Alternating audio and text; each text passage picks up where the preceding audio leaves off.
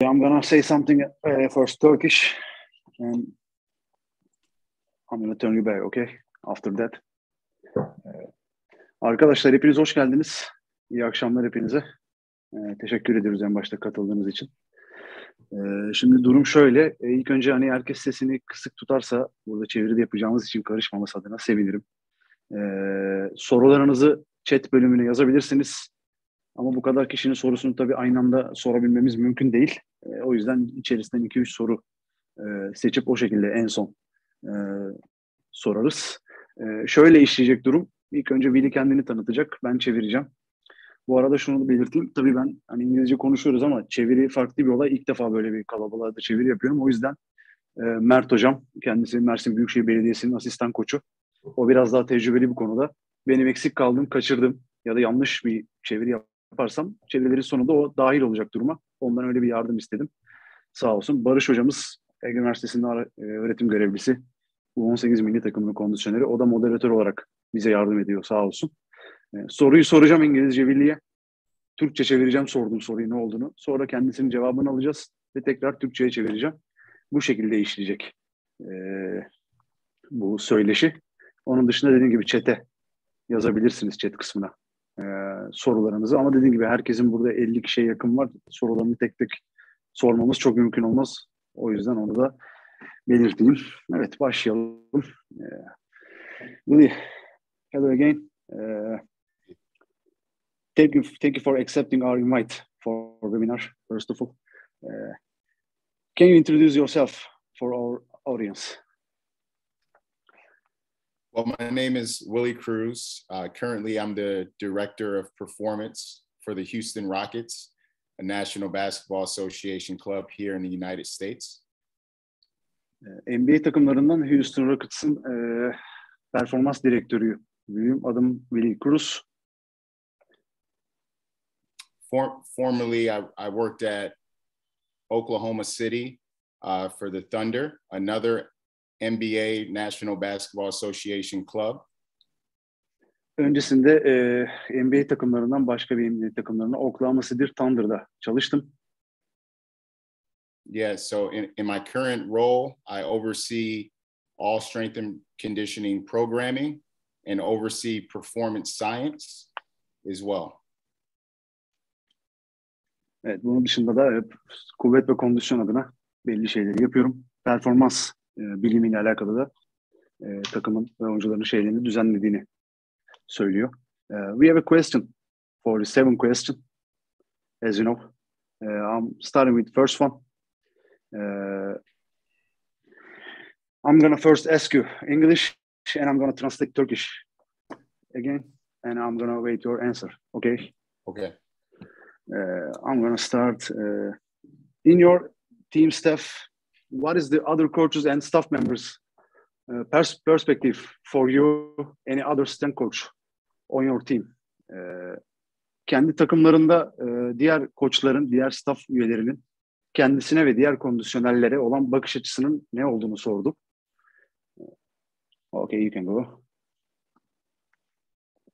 I would like to think that the coaches, our medical staff, our front office, view our department as a valuable piece to the whole. Mert Hocam, burada senden yardım alabilir miyiz? Biz tamamen ekip olarak eğlenerek çalışıyoruz ve herkes birbirine saygı duyuyor. Go on baba. They lean on us to do our job, like we lean on them to do their job. Our job. Herkesin iş yapmasına izin veriyor. Evet. Yes. And our job is to enhance each athlete's capacity to ensure that they're prepared and ready for each game. Her oyun için bizim oyuncularımızın hazır olması bizim kesinlikle görevimiz. Ve kapasitelerini, gelişimlerini sağlamakla görevli olduğunu söylüyor.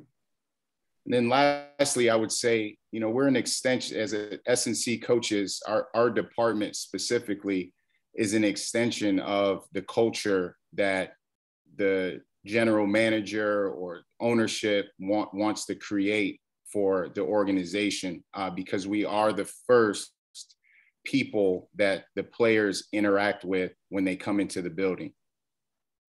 Hocam burada sen istersen şey yap. Kaçırdım birkaç kelimeyi. Can you say again, Willie? Yeah, so I would say that we're an extension of the culture. We are Bu kültürü geliştirmeye çalışıyoruz. Kültürü geliştirmeye çalışıyoruz, evet. We are the first people that the athletes see when they walk into the building. Alana girdiğimizde, yani şeye girdiğimizde ilk önce burada atletlerin, sporcuların ilk gördüğü kişi biz oluyoruz. Aynen öyle. So we get a good feel for where each athlete is to start the day. And that starts the communication channel with every other department. Biz diğer departmanlarla, sporcuların arasında diğer departmanlarla olan iletişimini sağlayarak, gün içerisinde bu iletişimi sağlayarak ilerliyoruz. Bu şekilde ilerlediğimizi söylüyor. Yeah, okay, thank you for asking the answer. The second question, I think everyone is wonder the answer about this. We see a lot of video about on social media last days about after game strength training sessions.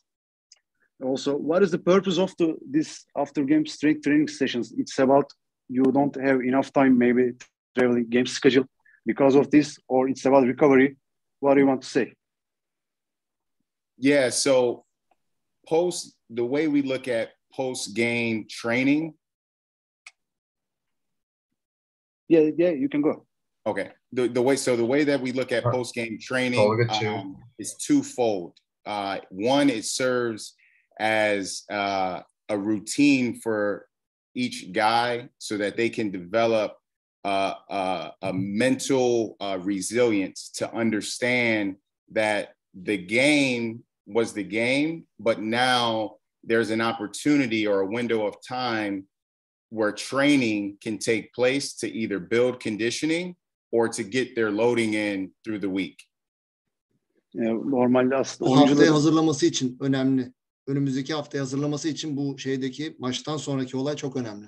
Evet, oyun olduğunu ama bunun da kendilerinin gelişimi için bir aslında bir fırsat olduğunu oyuncuların anlamasını istediğimiz için bu tarz şeyleri biz kullanıyoruz. Evet, yoğun olduklarını da burada tabii belirtiyor. Yes, Willie, you can go. Yeah, so we play 4 to 5 games a week, 8 to 9 months in a year. So there's little time throughout the week to get the quantity of volume that we need to ensure that guys are getting the stress that they need to be healthy for the season. So we use the post game to allow guys to have an opportunity to lift or to get their loading in so that they can recover the next day in between games. Okay. Biz hafta içerisinde 4-5 tane oyun oynuyoruz. Sene içinde bu işte 80 maçlara kadar çıkabilen bir durumda. Burada oyuncuların gerekli hani belirli şeyleri, stresleri onları sağlayabilmek ve onları sağlıklı tutabilmek adına bu tarz antrenmanları ve toparlanmalarını da sağlayabilmek için bu fırsatları yaratmaya çalıştığını söylüyor. Varsa hocam, Mert hocam ekleyeceğim bir şey. Doğru. Yoğunluktan dolayı yoğunluktan dolayı belirli o hacimleri, şeyleri onlara verebilmek adına antrenman yoğunluğunu, bu şeyleri fırsat olarak gördüklerini ve bu yüzden yaptıklarını söylüyor. Yeah. So we use data to help inform the program. So we in basketball sense, if a guy plays over 25 minutes, that's a high load game for him. So he's gonna use the next day to recover or focus more on recovery, basketball work, soft tissue work, working with the trainers. So after the game, we get their loading in. So there's a larger window of recovery between games.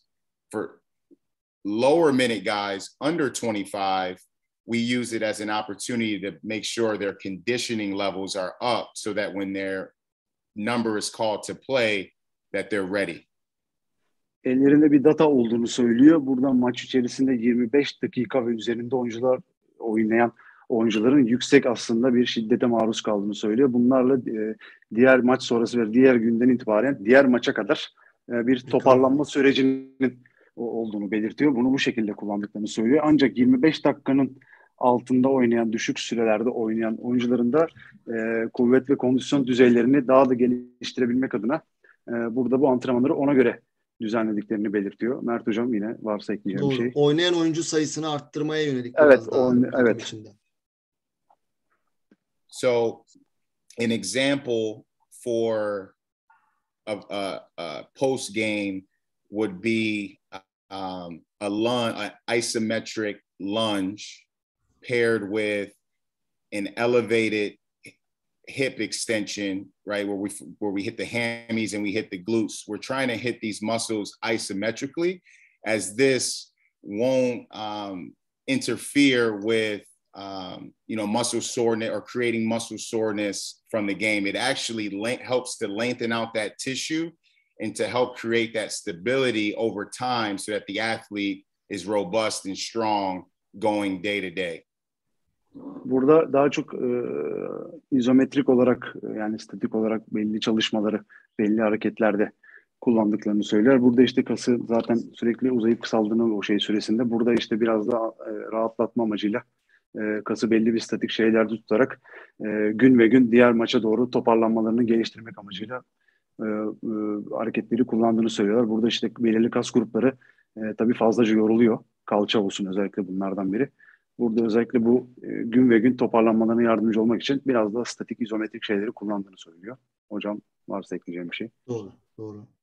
And I would say that the last thing to that is the most important thing for post game is buy-in, right? So each guy does it not only because we ask them to or we educate them on the importance of it, but they do it because they wake up and they feel better from the post-game lift the night before.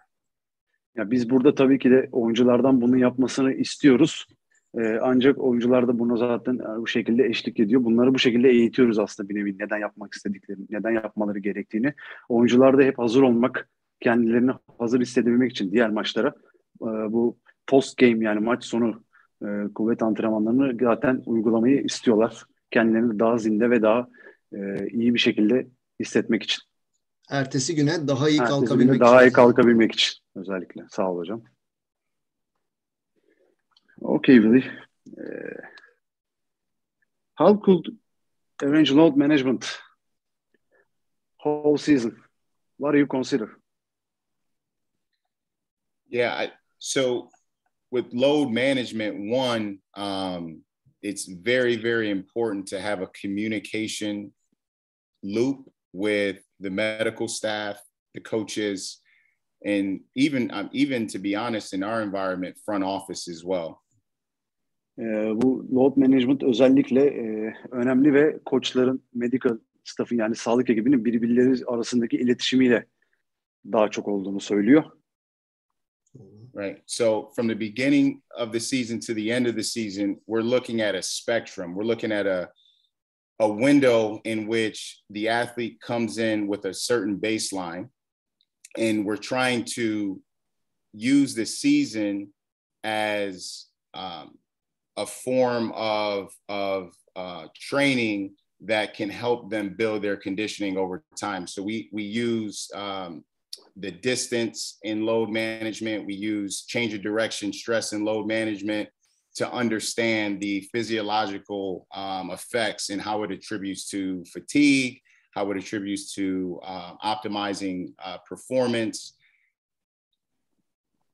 Art hocam sen devam et. Birkaç tane teknik şey söyledi. Onları anlayamadım tekniklerini. Yani burada işte yön değiştirmeyle alakalı ve farklı basketbolda şeylerle alakalı farklı bir load management yani yük yönetimi şeyi tuttuğunu orada söyledi. Oyuncuların sene başında geldiğini aynen baseline'dan sezon başının sonuna kadar belli hedeflediği şeylerinin skalasını aslında tuttuklarını söyledi. Ve bu şekilde onların gelişimi evet terimler teknik işte change of direction olsun, belirli teknik şeyler olsun. Onların yük takibini yaptıklarını söyledi. Yani ne kadar bu yön değiştirmeleri yapıyorlar. Büyük ihtimalle ne kadar sıçrama yaptıklarının hepsinin belirli bir yük takibinin olduğunu söylüyor. So going from practice to the game, we get an understanding of how each individual moves on the court. Some guys play with higher intensity, but play with more pace, right? Some guys play with lower intensity, but their pace is extremely high or fast.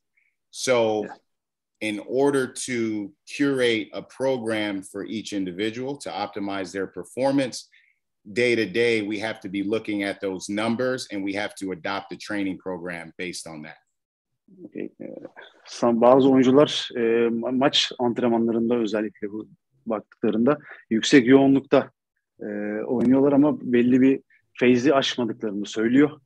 Ama bazı oyuncular da düşük yoğunlukta olsa da tam tersi olarak çok yüksek feyzde sürekli gitgellerle büyük ihtimalle oynadıklarını söylüyor. Bu yüzden bunun takibini özellikle yaptığını, buna göre belirli şeyleri ayarladıklarını, yani aslında sporcuya özel bunu ayarladıklarını söylüyor. Oyunda da onun datalarına göre ayarladıklarını söylüyor. Gerçek oyunda da. Gerçek maçta da. Gerçek maçta da. Sağ olsun Mert Hocam. Any other question, Willie? How could you planning the preseason training sessions? Ben soruyu duyamadım. Could you hear me? Yeah. No, I can hear you.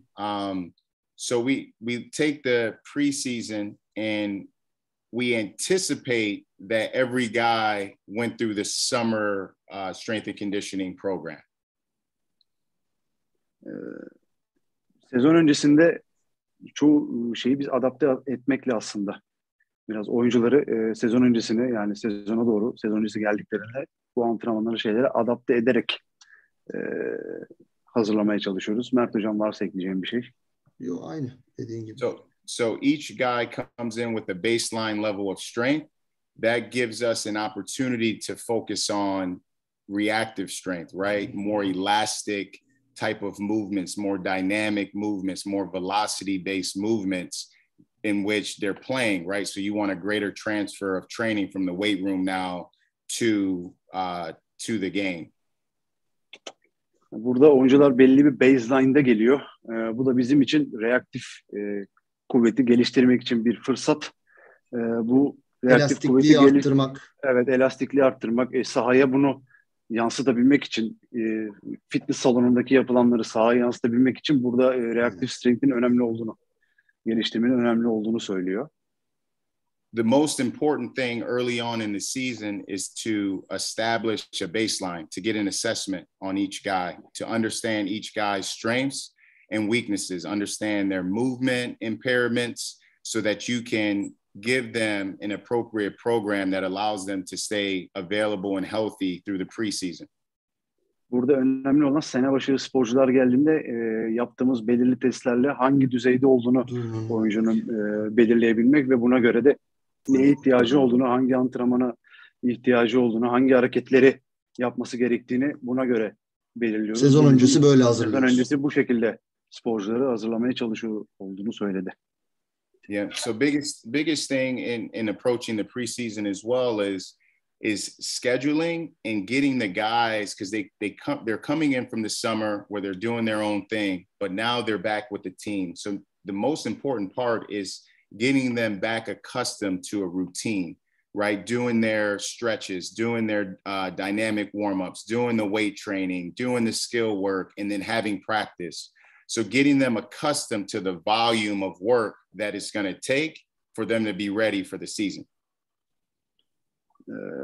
Hocam başını kaçırdım ben, sen anlayabildiysen. Oyuncular yaz döneminden geldikleri için rutinlerini kaçırıyorlar. O antrenmanları işte stretchlerini, farklı şeylerini, bu fitness challenge şeyleri yapmaları için burası en önemli partlardan biri. Preseason'da yaptıkları şeyler. Oraya hazırlamak için. Sağ ol hocam. Okay, that's it, really. You want to add? Yeah, and the last thing I will add is it's always good when you're in the preseason, because you can talk to each guy about their goals and what they want to accomplish through the year as well. So it's a great time to really have good dialogue with the athletes, to see where their mindset is, to see where they feel like they can grow through the year, And that way, when things get hard, you can go back to the day in which you set the goals to keep that athlete accountable. Buranın en iyi yanlarından biri de oyuncularınızın aslında hedefinin ne olduğunu onlardan öğrenip, diyalog kurarak onlardan öğrenip ona göre o gelişimlerini bütün sene boyunca görebilmek, bu gelişimi onlara sağlayabilmek önemli. Bir de anladığım kadarıyla bu şeylere tabii bir daha o sezon öncesi şeylere aslında sezon içinde çok geri dönemediklerini yanlış anlamadıysam o antrenmana geri dönemediklerini. O yüzden bu kısmın çok önemli olduğunu buradaki hedeflerin ve oyuncuların nereyi tam olarak hedeflediğini, nereden nereye geldiklerini daha rahat bir şekilde diyalogları daha rahat anlayabiliyor olduğunu söyledi. Doğru. Okay, Willie. Other question about long-term athletic development. What do you care about mostly about long-term athletic development and strength training about child, young athlete? What do you think about that? So to your first question, long-term development in performance is about education. So educating the athlete on the importance of taking care of their body first. İlk önce evet, sporcuların kendine dikkat etmesi, ona öğretmemiz gerektiğini söylüyor. En önemli kısmın en başta bu olduğunu söylüyor. İlk soru için sorunun cevabı. Evet. And once the education process takes place, the athlete has a choice. They have a decision to make, right? They either buy into the strength and conditioning program and they see the benefits that it has for their on-court performance, and then they become committed to it, and then it becomes a lifestyle. So really, when you think about long-term development for athletes, it's about creating momentum, creating the weight room space as a safe environment where athletes know that they're going to get better, not only and get stronger, but they're going to get better on the court as well. En önemli kısmı da bu o sporculara fitness salonunda güvenli bir alan yaratmak. Onların burada yapacaklarıyla beraber sahada daha kuvvetli, daha hızlı, daha iyi olabileceklerini onlara aslında yine eğiterek bunu göstermek, bunu onlara söyleyebilmek olduğunu söylüyor. Başında da bir şeyler demişti Mert Hocam, yakalayabildiysen. Zaten söylediğinle paralel şeyler. Evet, tabii ki de kuvvetli olacak ama bunu sahaya yansıtması önemli. Evet, bunu sahaya yansıtması önemli. So the first thing we want to accomplish with a long-term development plan is to increase each athlete's mobility, right? To create more access in the joints so that they can get into positions with larger ranges of motion. İlk başta bu sporcuların mobility özelliğini, yani eklemlerinin daha fazla hareket açıklığını burada sağlayabilmek amaçlarımızdan birisi olduğunu söylüyor. The second piece to that is foundational strength, right? We know that the stronger you are, the more force you'll be able to put into the ground. The more force you can put into the ground, the higher you jump, the faster you change directions, and just overall, the hormonal effect of strength training will benefit the athlete. İkinci olarak da oyuncuların kuvvet kısmına, kuvvet gelişimine odaklanıyoruz. Siz yere ne kadar kuvvetli bir şekilde basarsanız ya da kuvvet uygulayabilirsiniz, o kadar hızlı olursunuz, o kadar iyi sıçrarsınız. Bunu biliyoruz. O yüzden burada kuvvet gelişimine odaklanmak, yine bunu oyunculara aktarmak çok önemli bizim için. With strength training, the next layer to that is power, right? You now want the athlete that has a good base to be able to use that strength in a functional way, right? So we want them to be able to jump and move fast when they're on the court. The strength just safeguards the body, the joints, the tissues, the tendons, the ligaments, so that the athlete can do more velocity-based things on the court more efficiently.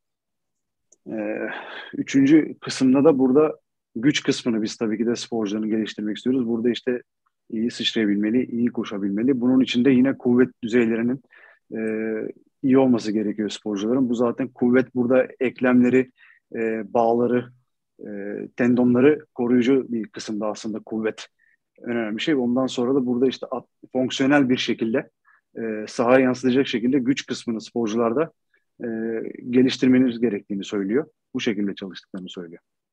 Varsa mı Mert Hocam ekleyeceğim bir şey? Doğru. Çok fazla teknik terim kullandı. Onları sen açıklıyorsun diye bir şey söylemiyorum. Tamam. And then the second piece to your question about youth development, Avery Feigenbaum is a great researcher, and he has really good evidence on youth development and athletes and strength training. And what he's found is that we're undertraining kids in today's world compared to the 1950s and 60s, where kids were playing on the playground and running and jump roping. They came into sport more physically prepared because of their daily activity. Orada bir isimden bahsetti. Araştırmalar yapan, orayı tam kaçırdım o ismi. Araştırmalar yapan güzel bir araştırması hatta olduğunu söyledi. Şimdiki günümüzdeki çocuklar 50'lerdeki 60'taki çocuklara göre daha az hareket ediyor. Yani 50'lerdeki 60'lardaki çocuklar daha fazla dışarıda oynuyordu.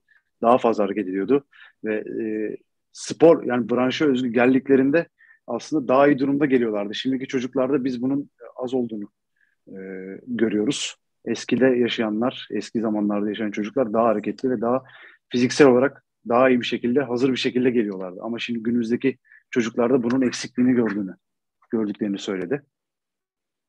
Yeah, so one of the most important parts with youth development is movement literacy. Literacy, movement efficiency. En önemli üzerinde durduğumuz konu burada çocuklarda özellikle hareketin kalitesi olduğunu söyle. Yeah. So getting the athletes when they're young into the shapes and positions that they're going to find themselves playing their sport is really important, because over time that's going to build the awareness, the body awareness it takes to be successful in moving on the court.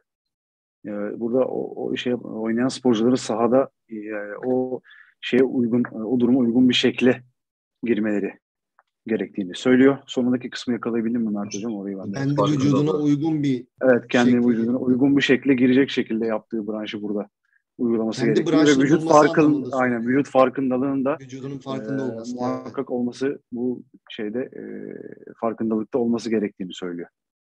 And most importantly, like we do when we get young guys who are 19 in the NBA who are novice weightlifters who've never lifted before, you always want to start a strength and conditioning program from general to specific, right? You want to keep everything very simple early on, and you're going to actually get really good adaptations, positive adaptations early on if you start simple and progress your way to more complex strength movements and agility and things like that with the younger athletes or athletes who don't have much weight room experience. Really, can you say it again? I couldn't hear it. Sorry about that. Yep. So you always, the key with youth development is start general, start simple, and then work your way to complex, right? Genelden komplekse doğru gidilmesi gerektiğini söylüyor. Yeah, so that takes time. You may find yourself on the general or simple side for a few years before you get to complex and specific movements. Bu genelden kompleks hareketlere gitmesi zaman alacak diyor. O yüzden diyor genel başlayıp tanıyıp ondan sonra kompleks şeylere geçmeniz gerekiyor. So in what we're trying to establish with youth athletes is foundational movement patterns. Can you lunge? Can you squat? Can you do a push-up? Can you pull up on a bar? Can you get on, your hands and knees and crawl? Like those are the movements that we want to ensure are efficient early on before we get the barbells and the heavy dumbbells and things out and get the athlete into a real strength and conditioning program. Öncelikle bu temel hareketlerden gidiyoruz. Yani bu sporcu lunge yapabiliyor mu, squat yapabiliyor mu, işte kendi pull-up çekebiliyor mu, şınav yapabiliyor mu? Biz bar ya da dumbbell'lara geçmeden önce ya da emekleyebiliyor mu? E, Emekleme hareketlerini yapabiliyor mu? Öncesinde bar Bunları ve kurmak burada lazım. bunları kurmak gerekiyor. Bar ve dumbbell'lara geçmeden önce buradaki temel şeyleri yapabiliyor mu, yapamıyor mu? Bu kapasiteye sahip mi? Bu kapasiteyi onlara eklememiz gerekiyor. Ondan sonra bu işin kompleks kısmına geçtiklerini söylüyor. That's it? Yes. Okay. Any other question in NBA or maybe in your team stuff? What is the perspective of the European coaches, European strength and conditioning coaches or basketball coaches? What is the perspective? I think the perspective is generally good because you guys provide a different background, a different experience, and the education is different overseas, right, than what we may go through here in the United States. So I think the diversity of European coaches adds value to America, to what we do over here. Aslında bakış açısının iyi olduğunu söyledi. Oradaki eğitimin ya da oradaki background'ın aslında buraya göre farklı olduğunu, bunun da aslında orada bir katkı sağlayabileceğini söyledi. Mert Hocam var mı ekleyeceğim bir şey burada? Öyle. Dediğin gibi yönlendirme, yani diğer Avrupalı koçların bizleri yönlendirmesi de katkı sağlıyor yani. Yönlendirmelerde katkı sağlayacağını söylüyor genel olarak. Yes, that's it, Willie. Yeah. Add something? Okay. Yeah, that's it. That's it. Okay. The last question for you: how is it the communication with your medical staff? For example, what kind of process do you follow in case of injury in your team? Yeah, so unfortunately, in sport, injury happens, right? Yeah, always. And we all think we can fix it, or we should have did this or that, but the injury happens, and once the injury happens, it's time to problem solve, right? The issue is there, and now it's time to get the athlete back to 100%.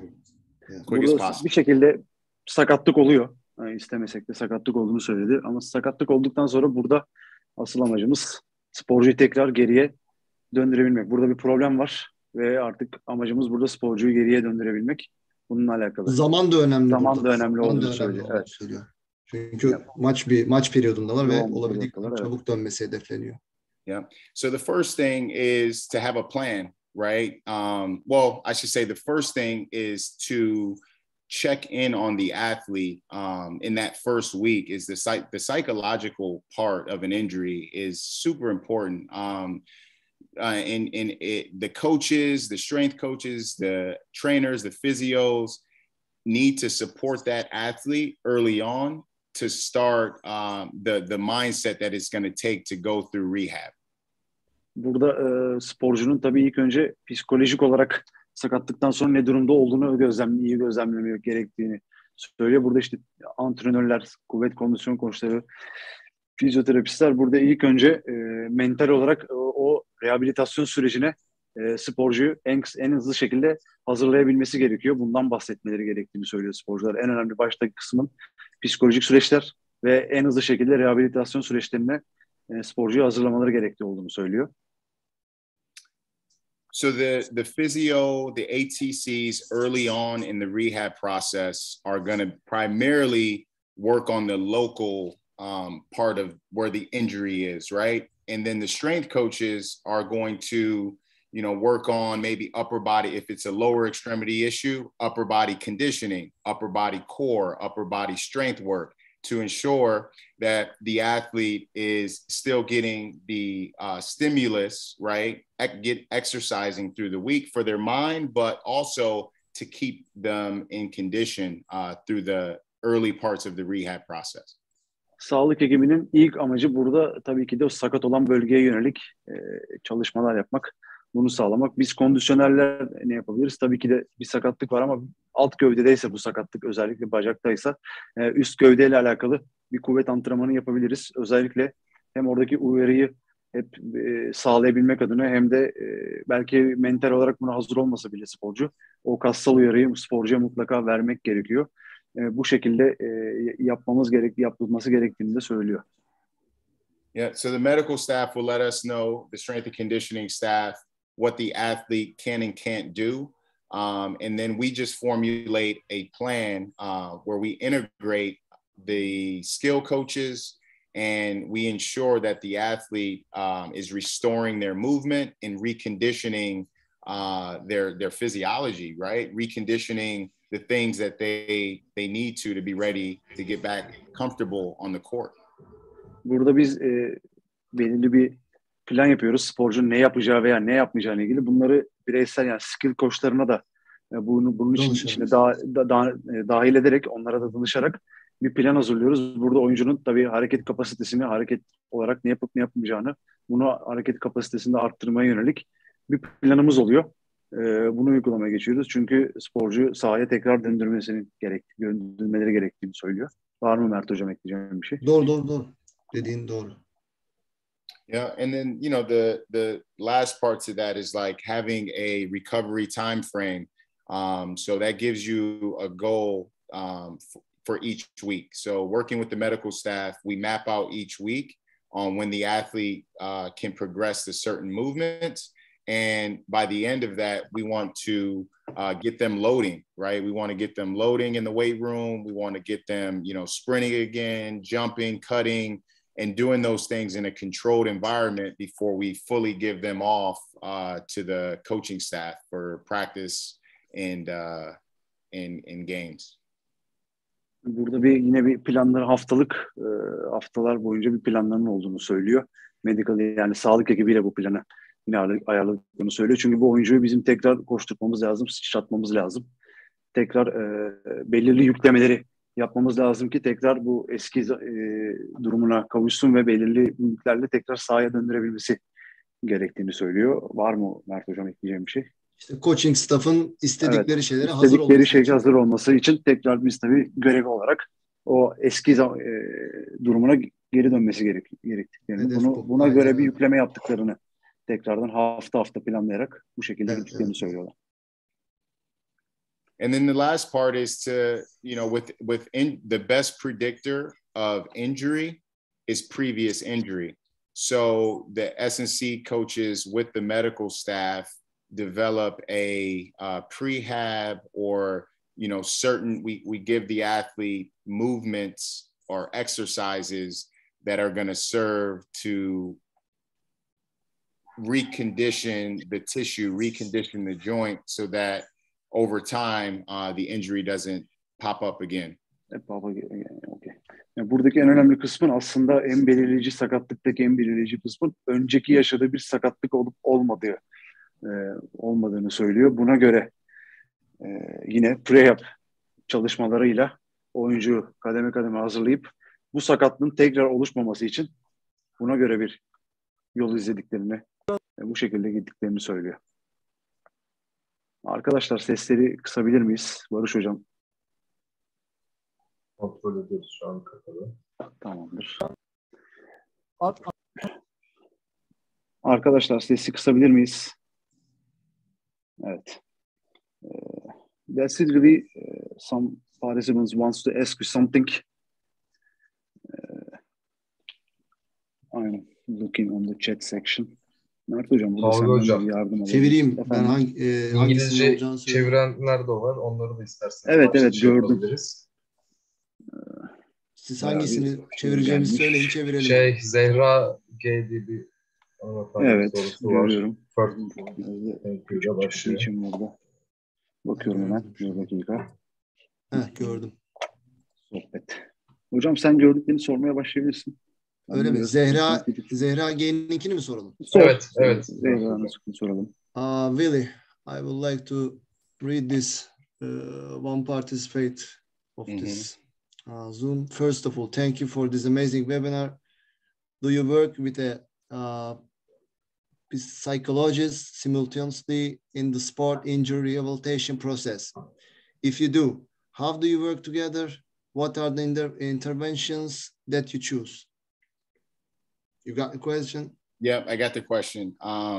Yeah, so a part of a performance team, right? There's physios, ATCs, strength coaches, skill development coaches, and then you have, you know, psychologists, and then you have dietitian, right? So that's important as well. So everybody kind of has a part to play in the return to play process for the athlete. So the psychologist plays the integral role of ensuring that the athlete is getting what they need imagery wise, right? To help to start to formulate that process of getting back onto the court in their mind before they do it physically, right?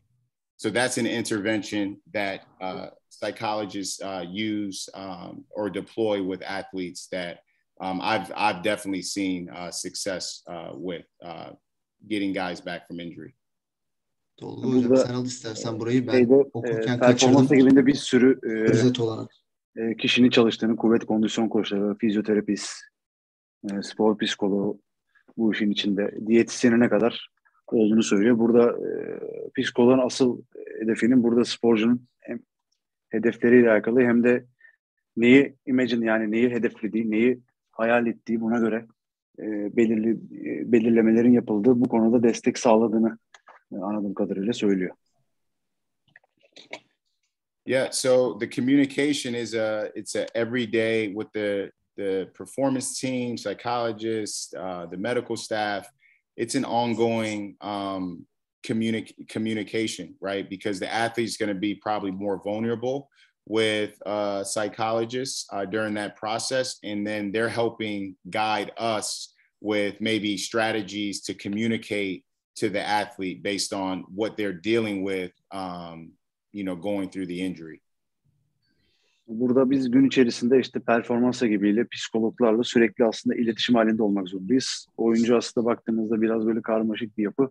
Bu konuda psikologların bizi onlarla nasıl iletişim kuracağımızla alakalı yönlendirmeleri bizim işimizi rahatlatıyor. Onlar burada bu konuda aslında önemli bir yer kapladığını söylüyor. Varsa Mert Hocam ekleyeceğim bir şey. Bu soruları siz seçiyorsunuz değil mi Tolga Hocam? Evet, yani hepsini soramayız büyük ihtimalle, bir 5 dakikamız falan da kaldı çünkü. Hemen bir soru soralım. Bakalım. Uzun sorular var. D vitaminiyle ilgili bir soru var isterseniz. Bakayım hocam. Alperen hakkında bir soru geldi. Evet, fark ettim. Merak ediyorlar, onu bir istiyorsanız soralım. Really, some of question. We saw lots of video on social media using different equipment. For example, on Bosu using military press, or on chair you doing military press, like that kind of different movement. Our players affected this kind of video when they see it. That's a great question. Really good question. And I like to answer it because, you know, you see it's the cool, fancy stuff, right, that catches people's eyes and they think it's the proper way to train, right? It's just what the kids see now, and they think, oh, well, this guy's doing it, so I should try it or I should do it. So going back to proper training, you know, the ground is fine, right? So when we think about training on the ground first, like I would want to see someone do a single leg, hold a single leg stance for 60 seconds on the ground and see if you can do that before, you know, trying to challenge yourself on a Bosu ball, right? Because a Bosu ball or unstable training, and people go back and forth on this, when you do unstable training on certain implements, there you could be reinforcing poor movement mechanics. And when you get on the court, reinforcing those poor movement mechanics on the Bosu ball, you know, could lead to, you know, things popping up on the court, like you know, stepping and not and thinking you're on a Bosu ball, but you actually have created more stability than you can handle. Does that make sense? Little bit. It was really long sentence. Yeah, that's why I missed some points. You can say some last part. Yeah. So say it again? Unstable. I prefer to keep it simple. Stable training on the ground versus unstable training, like using Bosu balls or balance beams and things like that. I would want to see an athlete be able to stabilize on the ground in different positions before putting them in an uncontrolled environment. Burada ilk başta şeyi söyleyeyim. Burada tabii ki bu videolardan özellikle çocuklar ve şeyler ya da bu uygun bir antrenman benden bunu deneyim şeklinde etkilenenler olduğunu söyledi. Dengesiz zemin ekipmanlarıyla da alakalı şunu söyledi. Ben hani sahada 60 saniye tek bacak ya da kendi şey üzerinde durabilen bir kişi varsa hiç bozulmadan evet burada o daha sonrasında dengesiz zemin ekipmanlarını geçebileceğini söyledi. Ama birçok farklı pozisyonda düz zeminde farklı şekilde hareketleri yapmayı tercih ediyorum. Belki bundan sonra bu hareketlerde ustalaştıktan sonra evet dengesiz zemin ekipmanlarını kullanabildiğini söylüyor ama sahaya gittiğinizde özellikle işin sağ kısmına girdiğinizde burada oluşabilecek kötü bir hareket mekaniği ya da işte kuvvet düzeyindeki olan farklı şeyler sahadaki o olaylar akış içerisinde bize farklı bir istemediğimiz şeylere bir kötü hareket mekaniğine neden olabilir. Bu yüzden ben daha çok dengesiz zemin ekipmanlarına göre normal düz zemini tercih ettiğini söyledi. Thank you for answering again. Another question.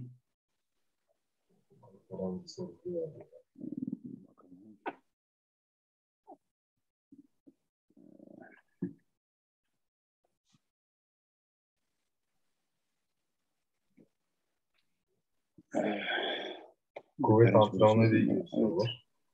Evet, görmeye çalışıyorum. Bir de ben vazgeçmediği alt ekstremite egzersizleri. Onu görmeye çalışıyorum hocam şu an. Hangisi? Umutcan'ın sorusu. Kuvvet antrenmanında tercih etmekten vazgeçmediği alt ekstremite. Hocam sorabilirsin Mert hocam. Ben de orada farklı soru bakayım. Ben bulamadım ki şeyi.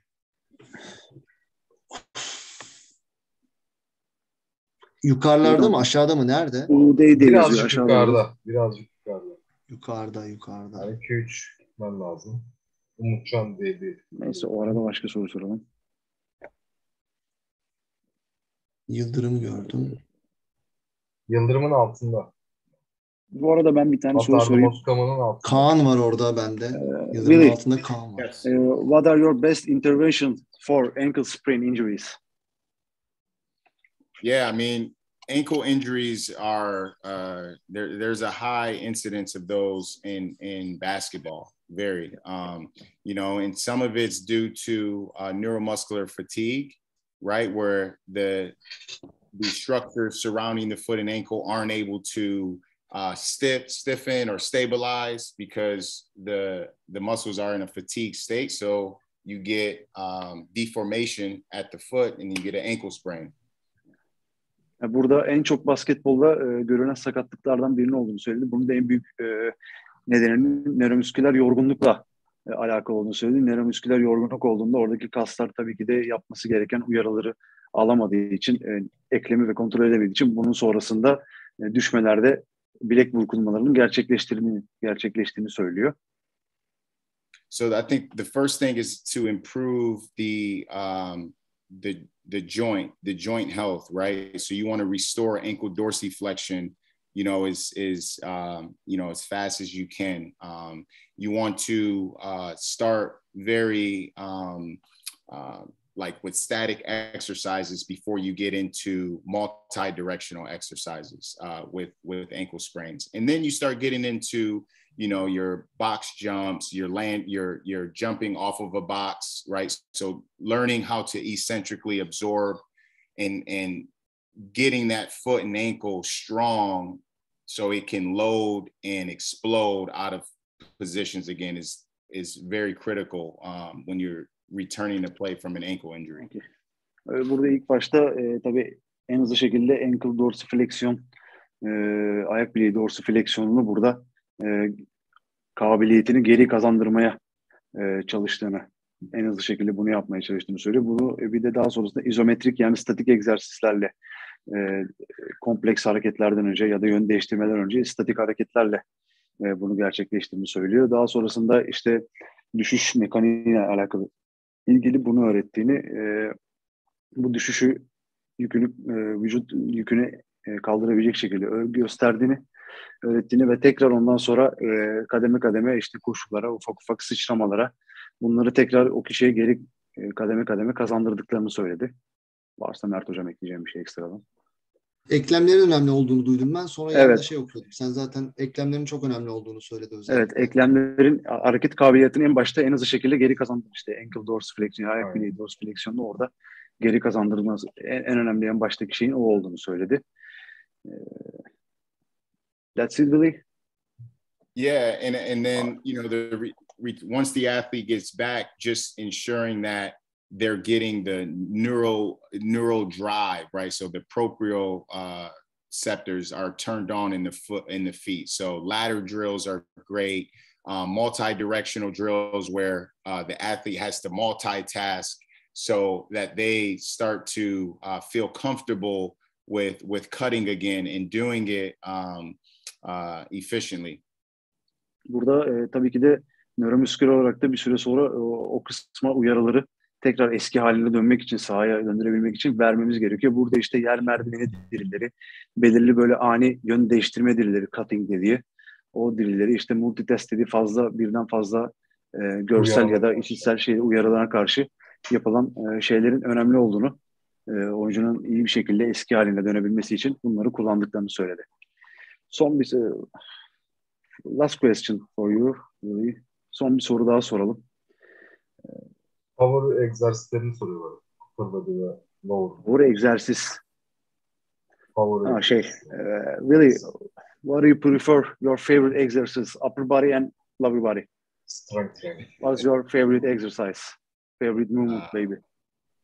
I like compound movements. So I like movements like the barbell deadlift or trap bar deadlift.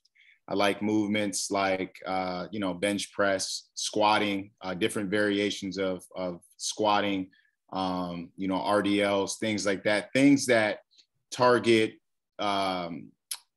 both the upper body and lower body. So those compound movements are actually going to be great for core strength, be good for postural integrity, and it's more bang for your buck if you can do an exercise that hits the whole body. So that's what I prefer.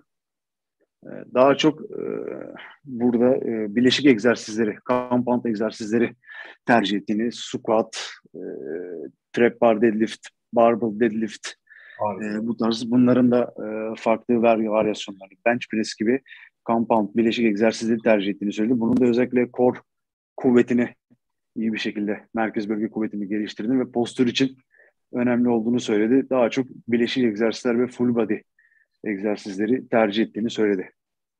And then I would say the one specific exercise that is still total body that I love is the Turkish get up. Yeah, okay.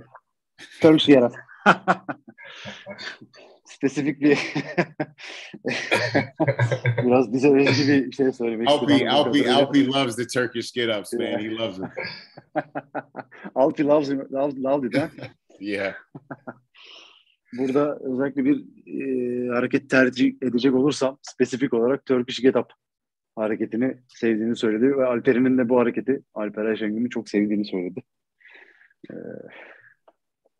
Arkadaşlar soruları bu kadar, daha fazla tutmayalım. Sağ olsun zaten kabul edip davetimizi.